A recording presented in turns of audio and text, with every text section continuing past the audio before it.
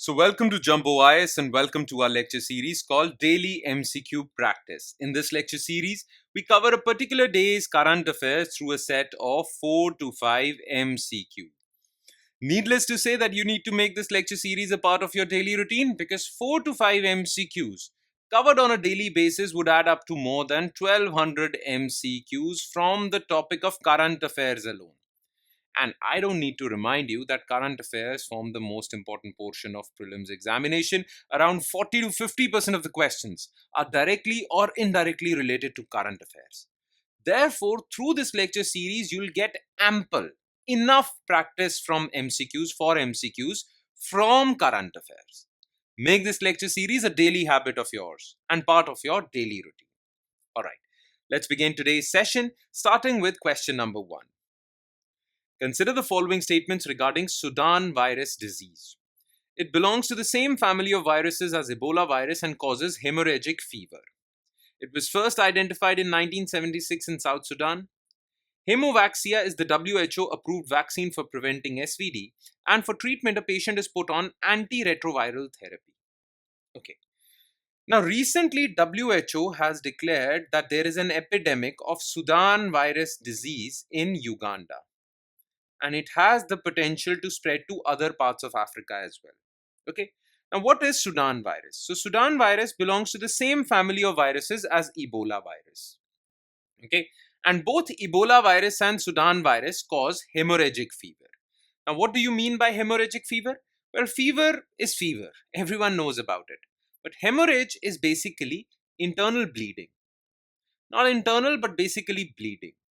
Okay. Your blood starts to come out of your body internally, externally. Okay.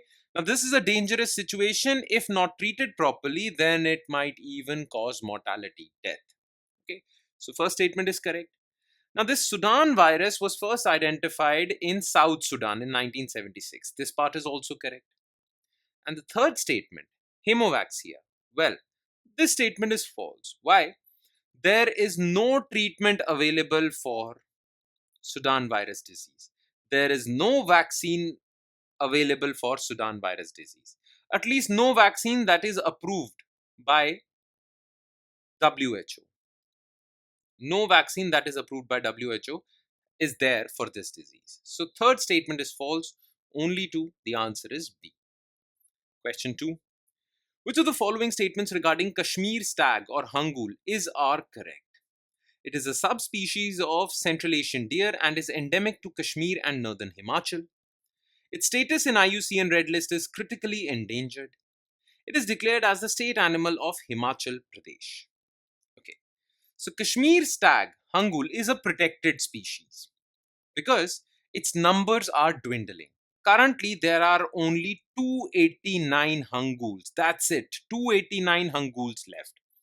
That is why in IUCN's Red List, they are categorized as critically endangered.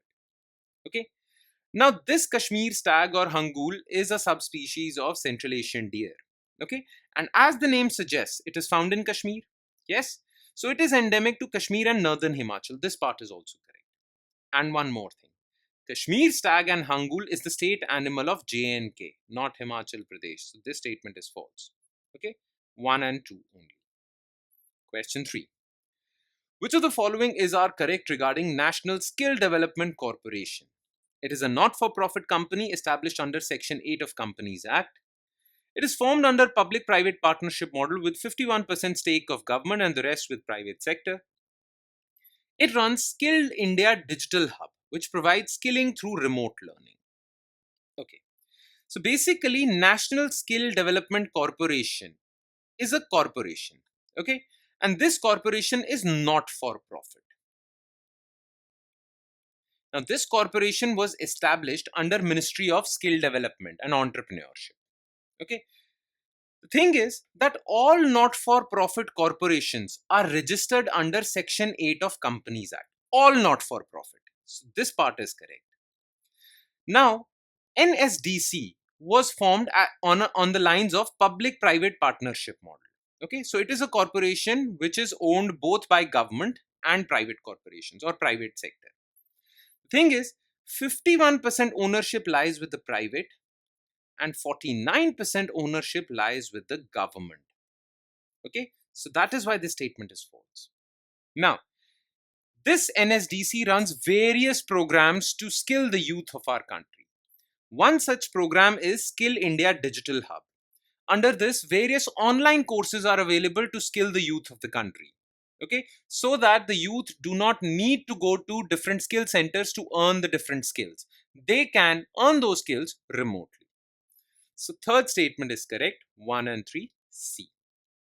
And last, question 4. Consider the following statements regarding Indian Ocean Conference.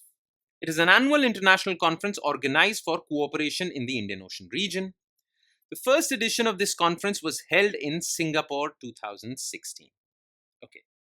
So Indian Ocean Conference is basically a conference in which the different countries of the world that share their borders or coastline with the Indian Ocean come together and discuss issues of mutual interest. Okay. Now, this conference has been organized on an annual basis since 2016. Its first edition was in Singapore, and the last edition, the 7th edition, was in Perth, Australia. Okay. And now in 2025, the 8th edition is being organized in Muscat, which is in Oman. Okay. So first statement is correct. Second statement is also correct. Clear? Both statements are correct. The answer is C. All right. And with that, we conclude today's session. Thank you so much for watching, everyone. And please do not forget to revise this lecture. And by revision, I mean taking a good look at the written detailed solutions, explanations to each and every MCQ discussed in this lecture. Now, you can find these explanations in our notes. And these notes, as you all know by now, are available on our Telegram platform. Now, where can you find our Telegram platform? Well, just below this video, in the comment section, you'll find a link. You just have to click on that link. It'll take you to our Telegram channel, and from there, you can download the notes for not just this lecture, but all the other lectures featuring on our YouTube channel. On that note, I'll be signing off. Thank you so much, everyone.